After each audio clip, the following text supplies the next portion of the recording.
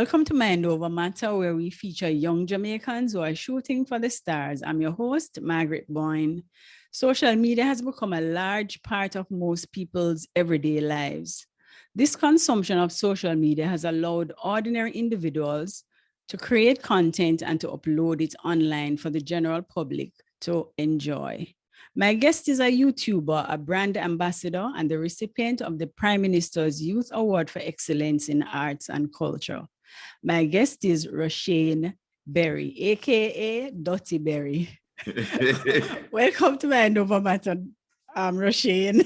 Yeah, you can't call me Dutty, you can't call me Berry. It's fine. I have a few more years with the name Dutty, and then after that I'll change it to probably D Berry, or just go by Berry. But thanks for having me. Yeah, man. But you know, I usually call it Dutty Berry, but now that you're it in feel front official, of me, yeah. I feel awkward, you know. I know. Some people say it with a British accent. I've had persons try to formalize it by saying dirty, which only makes it worse. So where you got this name from, though? My surname is actually Berry. And the Dutty is really because I think when I wanted to start a YouTube channel, I wanted some name that would like catch people. I figured Rushaine Berry. You know, I wanted to capture attention, so I went for a nickname that I got in high school. Basically, I never used to get I wasn't getting the name brand bags, like, you know, the John Sport and stuff. I would get like the company bag, you know, them company bag there where, you know, like with the logo, yes, and those type of stuff. Now, Captain Bakery, them something there, give back to school giveaways. So it's one of those bags I had. So I never like associate with it. So I normally just fling it at the back of the classroom. So one day the lady who was cleaning the class, she's like, "Oof, a dirty bag this." And a girl said, "It's Berry Dutty bag." And somehow they looked at each other and said Dutty Berry. And then the name just stuck. And so when I wanted my channel, I was just like, I think I should go for that name because it will capture people's interest. Mm-hmm. Yeah, man, but you're big on social media. Dutty Berry. But let us start from the beginning. Tell me a little about your upbringing. Yeah. Oh, so born and raised like from Rollington Town, Franklin Town side. I started going to Alpha Infant, and then I went to Jesse Paul Primary School. And that is where I guess I was very introverted. I was very shy. Yeah, man, very, very shy, very timid. And I lived with my mother, like started living with my mother and my father, and then they separated. And so, you know, I continued to just stay with my mother. And that was good. Was an only child up until about 13, 14. I thought I was going to make it out being the only child of my mother and my father.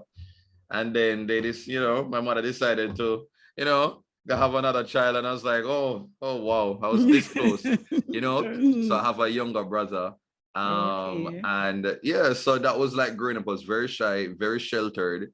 I grew up on cable, so I never really had a lot of friends because my mother was working late hours, so I was the person who you come home from school, stay home. The food is in the microwave. All you have to do, eat it up. Don't open the door. Don't talk to anyone. And so I was very much like that. And so TV became like my friend, and I'd watch other stuff, and I read a lot. Okay. I read a lot, and so then I went from Jesse Paul Primary to Excelsior High School, and I was still very shy there. Left from there. I guess I was pretty good at like the sciences. Then I came to the University of the West Indies. Yeah, I thought I was going to be University of the West Indies as well. Before Dutty Berry, I thought there was going to be a Dr. Berry. It was going to be like a Dr. Berry. And then I remember just going to U, and then at some point I just realized that there's a day where you had to do a bunch of labs. With test tube and Bunsen burner, everything, and I was looking at everyone, and everyone was just so serious, like it looked like they were made to do this. And I was looking around, and something in my spirit just said, "This is not you." If I do it, I'd be a mediocre doctor. Can you imagine you coming to talk about your problem? I'm there, I get a joke, and then I was like, "Oh shoot, you actually had a stroke. Let me see how I can help you." So it's like those things were complex to like talk about. Like I realized that it was like something like deep within me telling me, it's like, yo, go for what you want to. And it's just like so interesting. Like all of this where I've always like envisioned I guess like how I thought my life was going to pan out.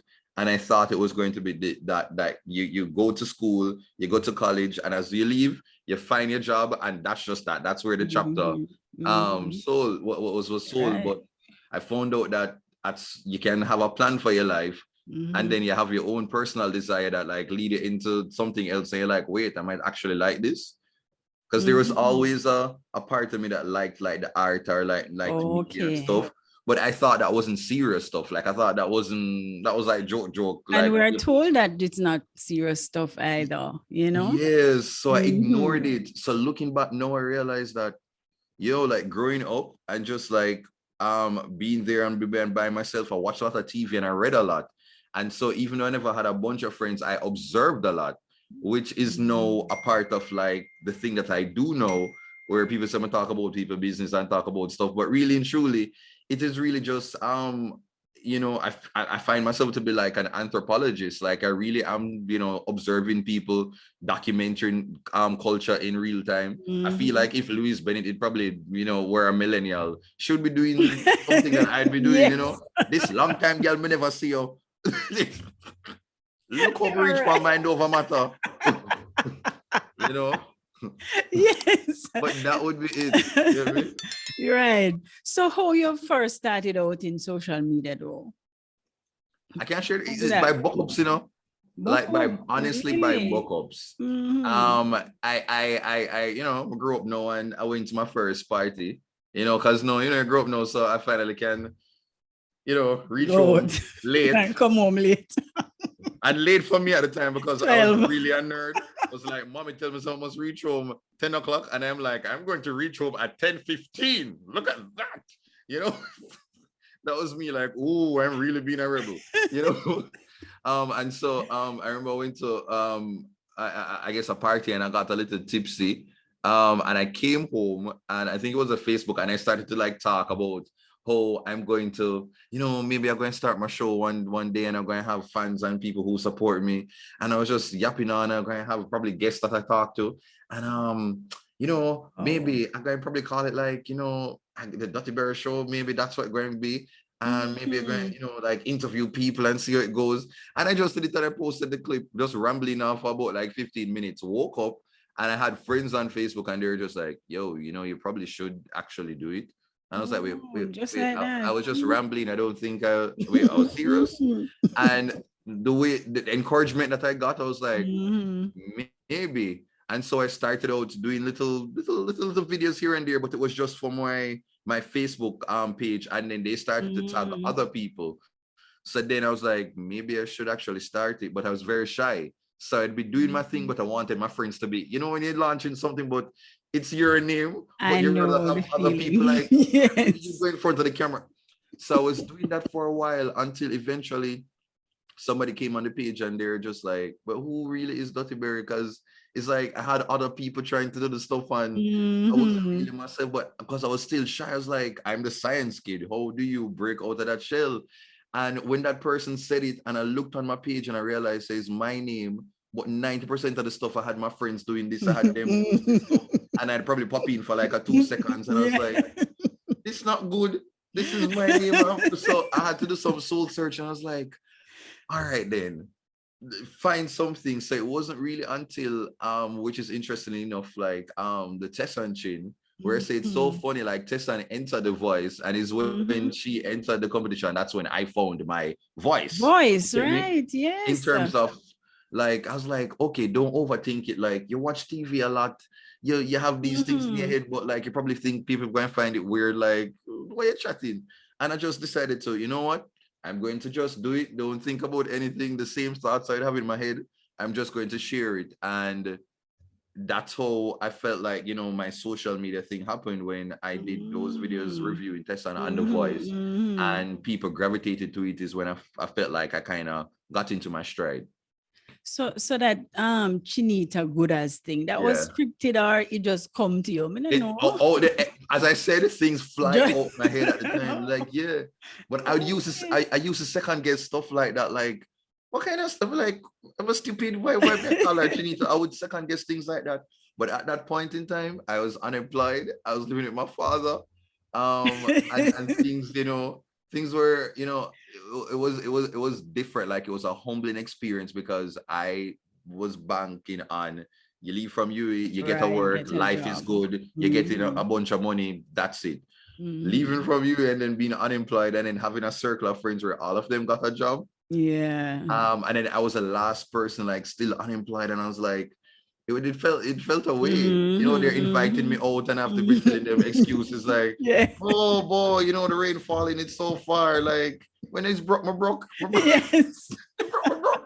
Me I go, me I like, no man, I'm good No, to eat before I come. but Me what eat before me reach.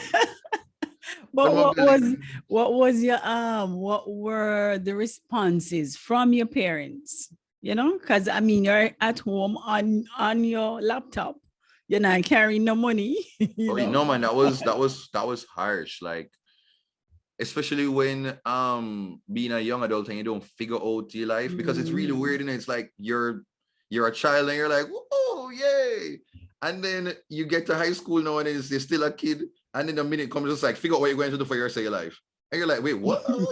I was just 14 the other day, now I'm 16. After like, oh, and then you're like, wait, what am I good at? Where's the direction? And you feel like it is a final up. You feel like it's one chance you have to pick what you're going to do for the remaining 60 years of your life.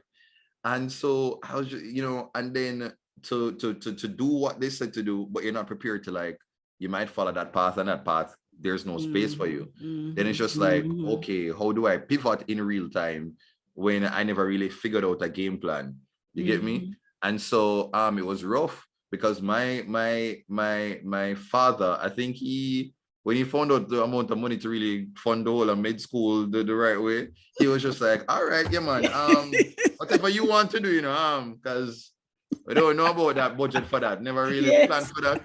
My mother was more like, yeah, we're gonna take out the loan, we're gonna make something make it work, right? And so being home, and especially when you're trying something and your parents don't know that you're trying to really work hard at it.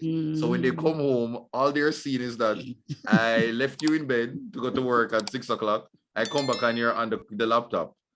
She's not necessarily seeing say I'm trying to edit own skills or trying to figure out these things.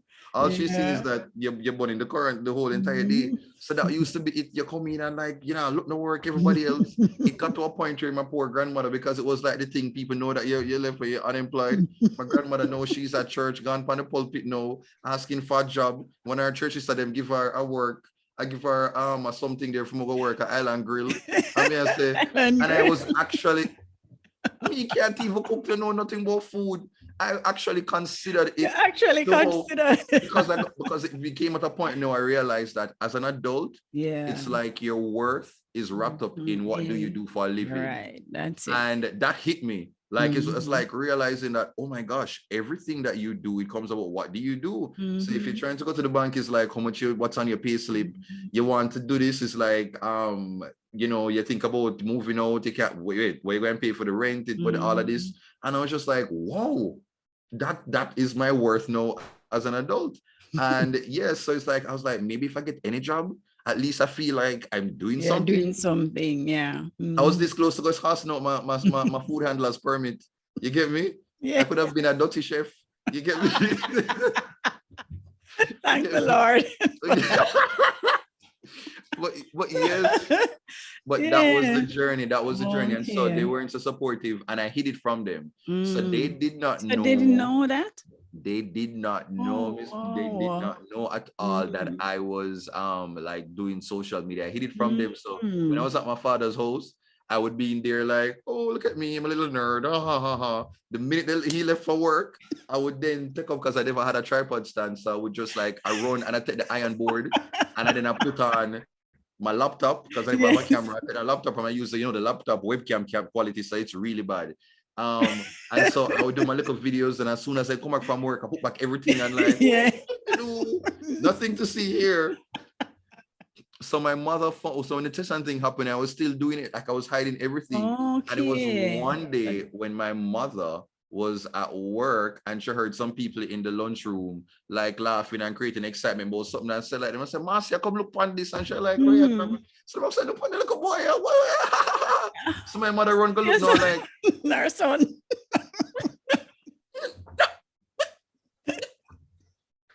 Wait.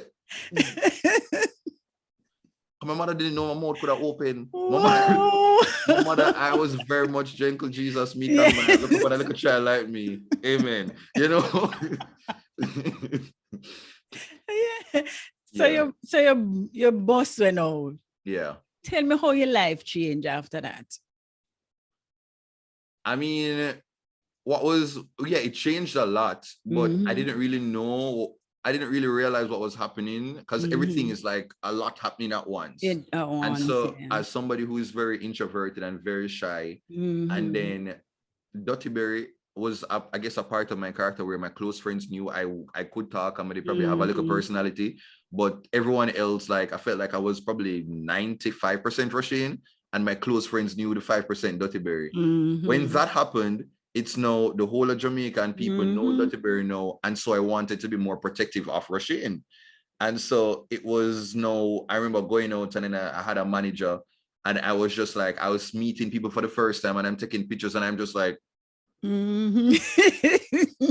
yeah.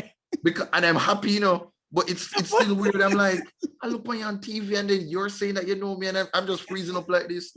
And I remember my manager said like, no, you have to smile, you have to show personality because people want to see the person. And I'm like, but I'm talking in my room. I have a laptop. You don't see me I mingle with nobody. Me I talk to one screen. And then there's like, smile. And I'm like, how do I do that? And that was even a chore, like knowing how to engage and stuff. So that changed. And then even recognizing that I couldn't get away with just like things. Because I'd be like hanging with friends and just like walking up and down on the road. Like we just walk from Alpha Tree, go KFC, sit down and talk. And then doing that now, you're sitting down now. Then people looking around you like, I'm just like, oh, wow, yeah, I forgot like that's different. And then my friends getting used to that now, knowing that if they're there, they're designated picture taker now. Right. So even just stuff like that now. I went to a reunion and I'm there trying to mingle with my friends now. And then me in the restaurant now, people come and take me away now. And I missed out the whole get together because now I'm like, whoa, this is different, Yes. Yeah, but that has been how many years ago? Probably 8 years or so. Yeah, probably was like from 2014 or so. I think that's inside the voice. Yeah. And you're now a brand ambassador, and I'm sure a lot of companies reach out to you to endorse products, and are you really selective about the companies that you choose to align with? I would say yes, but honest answer, sometimes if I feel like I'm broke, I just need a little top. I'm just be like, sure, I'll be Peppa Pig, like, yes, I'll wear a SpongeBob costume, sure. But in all honesty, I guess, and I think most of the times, I think the brands know that when they reach out, they know it would be a good fit because I wouldn't necessarily call myself like an influencer because you are now. Yeah, like I feel like I do have influence, but I don't think I'm an influencer in terms of the way the word is used. Like I'm not the person who you will give like come there and you'll give a phone charger and I'm going to be like, this is a phone charger. Look at me. I'm so cool. Get this too. And then that's that. I have my thoughts and I have my opinions in how, I want things to be executed. And I understand my audience because, my audience, they might not be the loudest or the ones that, like will make a lot of noise, but my audience is very much there because they are like me. They're silent, but them have them things. My audience can read and write. My audience, them can follow up every day with me on social media because them busy pursue them goals and dreams, but they'll have a little one moment when them sit down and them can, say, all right, I'm gonna follow you up in a week, but I'm check up and see what I'm missing out on. But those are the persons who really will go out and endorse and support a product.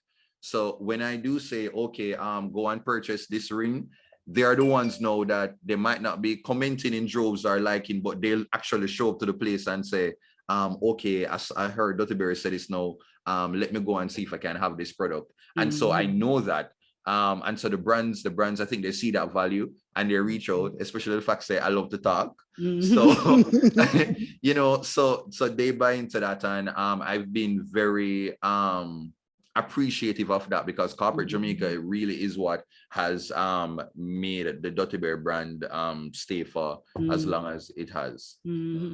So what would you say though? What would you say that your brand represent? My brand represents, is a nice question. My brand, thank you, Jamaica, for this question. This my brand, the Dutty Berry brand, represents people. It represents togetherness. It represents joy. It represents edutainment.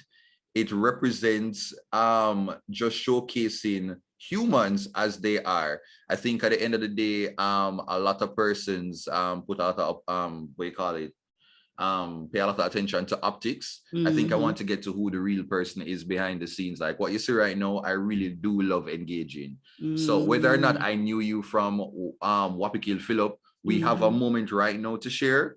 And we're going to be the best of it, where when I leave, I can say, yo, I actually really enjoyed this conversation on Mind Over Matter. And you can say, you know, it was a good chat because I got to engage with Dutty Berry. And I think that is what my brand tries to capture. People at their most honest and pure like element, like no to them nucleus. You get me? That is what I really want to capture. And Jamaican people, we are full of different like facets. And if I can document it, because I really feel like I'm just journaling Jamaican culture. So when you look at my videos, years gone by, when I'm gone and stuff, you can look up a Dutty Berry video and find out what was going on in Jamaica August 2022. You know, that's really what I'm doing, continuing the Jamaican legacy that was set on by Louis Bennett, Oliver Samuels, and you know the other brilliant stars that Jamaica has, you know, brought on. Very good. Oh, what a good answer. We know that would have reached, but I make top three. Top three, no sir. You never miss a beat. Sorry, a while ago. I just realized, and like, that was off the top of my head. No man, I forgot I'm Festival King. No, I forgot to talk to somebody. We must can't get Festival King next year. No sir. So Rushaine, how do you think your work though has changed since you started and now? Well, you're asking some really nice questions. Really like that question.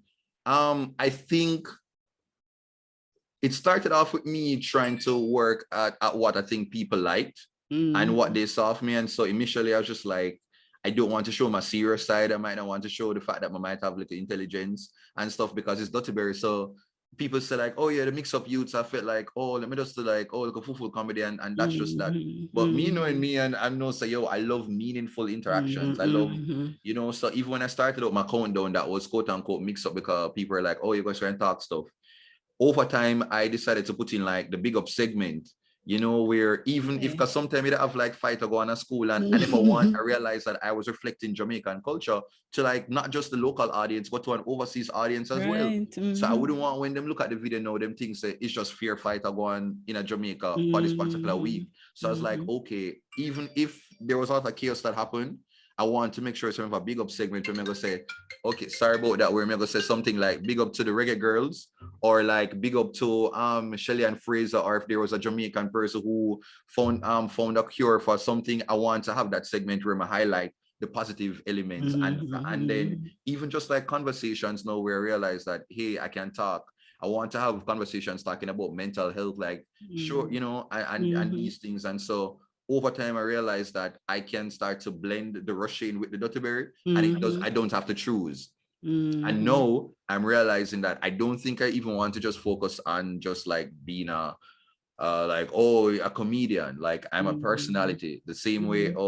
I'm a fond of like people who, they might not be comedians, but they have a good aura, you know, about them. And say like, you know, I want to kind of capture that. And where I'm at right now is probably shifting more from comedy to more to media and entertainment. You get me? I am realizing that, which is why I say I don't think I see myself as an influencer now, because I feel like I actually want to be a part of telling stories and highlighting the best of Jamaica.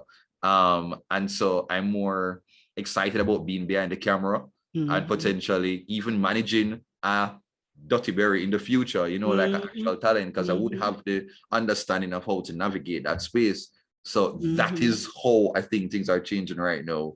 Yeah, more intermediate and less comedy. You also have an interview program as well. Yeah, I had started it. About that. Yeah, and that's a part of trying to show more of, you know, I was a very big fan of Profile. And so I like the idea of just finding out somebody's story, which is the same spirit of Mind Over Matter as well. Because you see people sometimes, you just want to understand, like, who are they really behind all of that you see. And so I wanted to kind of do that for like content creators, because there are many talented, like, you know, artists, what do you call it, you know, dancers, just people in the creative space. And sometimes the focus is just on like, oh yeah, either sing, dance all, and then there's nobody else. But there's so many people. There are people who do excellent animation. There are people, you know, and so I wanted to do something that would test out my ability to show this side of me, and also to highlight like talented people, talented Jamaicans. So that was Devious Exclusive, and it was airing on PBCJ. It was a pilot that was done way before, like around the start of the pandemic, but it didn't come out until after. And so I'm taking a break because I really want to get stuff done officially, and so it will be back. But that was a really nice execution. All right, the Prime Minister's Youth Award. Tell me, what does it mean to you getting that award? It really was a validation. I didn't know that I was seeking it, because in this space, you don't know. I'm just doing this off the fly. This is just like me enjoying what I do. And, you know, you kind of want to be acknowledged, and I don't work a 9 to 5, so I don't have that co-worker thing to say employee of the month. It's just me being here, and I feel, and I was probably one of the first like social media personalities and stuff, so I'm there from the start, and so I feel like a godfather in the space.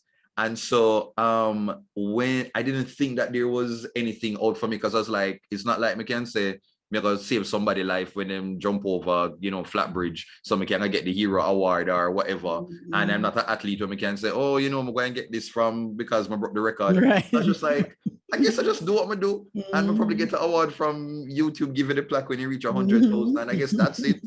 I don't see where I fit into the national space, because that is for other artists. You get me? So when that moment occurred, it was like, wait, well, people are seeing the work that I'm doing, and especially the whole Prime Minister weight of it. My mother might not understand the other things than my grandparents, but that communicated a message that was just like, oh, okay, all right, all right. And I was able to bring my mother and my father there. I've not seen them present like together in years. In like years.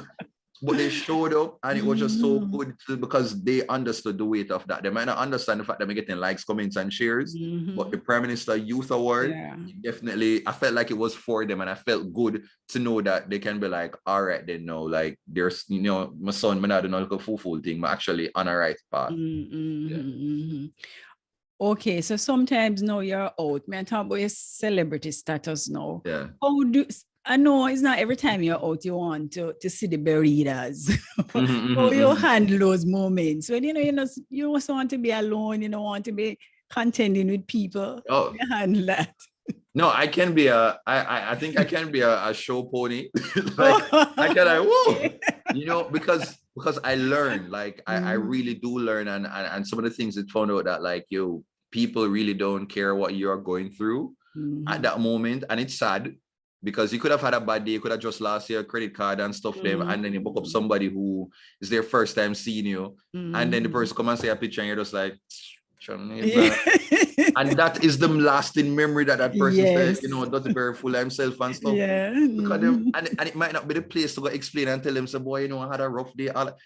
So I'd be like, listen, this moment that I'm taking, it might be a memory that lasts this person for a lifetime. Because I remember when I saw a particular celebrity back in the day. And I was, because I was wanting a picture and the person never came, and I remember they'd feel bad and vexed. And then I remember I was in the same situation. I was like, oh, sometimes when you're old, people are pulling your here and there, and you might want to go here. So, but then you have your manager saying, come on the stage now. And then you're like, you can't. And so now I'm understanding of that. So when I book up the supporters, there's a part of me that gets so excited to see them. So even though I'm having a bad day, when I, do it, I end up feeling better. So it's like there's a switch that happens where I'm like, all right, 5, 4, 3, 2, 1, come on. Yes. And when that's 10 seconds done, I take on back my stress and say, Jesus, I'm gonna pay my light bill late. Lord, man. All right. We don't like to talk about money, Dutty Berry, but you make all the money from this thing, huh? No, I'm struggling month to month, week to week. Okay, faith alone, I carry me through. Faith alone. Faith alone and my mother's prayers. You get I'm me? sure Faith, most of us will not believe that. Faith alone. We're taking your word for it. Get me like a stipend, No, but I don't think I do as well. I will be doing great, but a lot better, because I feel like I understand the space and know my talent and my worth now. But really and truly, this space which is why I really I like what I'm seeing right now in Jamaica, because the first time I got a paycheck off doing YouTube, and it wasn't just the YouTube factor, it was about doing something that society and everyone else says like is stupidness. And we've put a lot of focus on trying to tell people that, it is just, what you can regurgitate in terms of what you learn at school. That's the only path to success. Nobody ever really talked about how you can monetize your own talent and the skills that you have. So sometimes you have people who, you're a teacher and you just broke sometime and stuff like that, but you make the best Christmas cakes. But there's a part of it that you always make the cake, them, I just make it for fun. And there's a part of it that says, I can't, this is not my path to ever, what am I gonna do? I sell cake. I mean, I have my education, I have my 2 degree, I'm not gonna be the person who sell cake. And I remember just like unlocking a part that, wait, we are, as human beings, we have so many gifts. And sometimes when this particular thing is not making a space for you, there's something else that you can pivot to. And that was when I figured out and then being able to earn from it. I was like, wow, I had no idea that the full part that I never thought had a space in the world could have actually made a way for me. And I ended up making, I guess, more, because there are friends who I went to you with that were working, and even though they're brilliant, weren't earning as much as my full stuff. And that was a mind-blowing thing for me.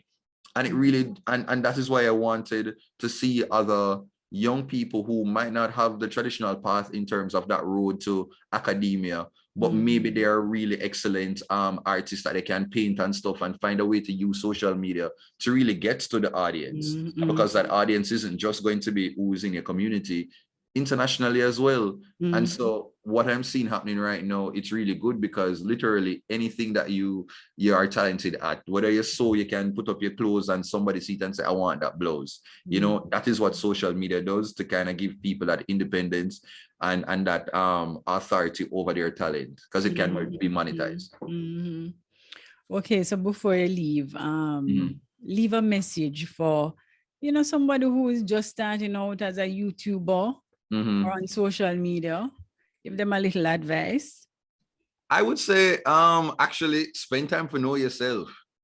Spend time to know yourself, especially when you're starting out social media. You tend to want to follow what everyone is doing. And at some point in time, you have to realize that, hey, that won't make you stand out. What is that unique thing? When people got a market, everybody else sell yam, you must can go in there and go sell pumpkin, and you will stand out right there. Okay. And so spend some time. It might not happen overnight. You might have to start off, trying to take a little piece here, but eventually you'll find yourself, because we all have something different to bring to social media. So whether it is that you can dance, whether it is that you can sing, whether it is that you are able to connect with people, use that, incorporate it in whatever that you do, and that will be your how you'll be able to separate yourself from the competition.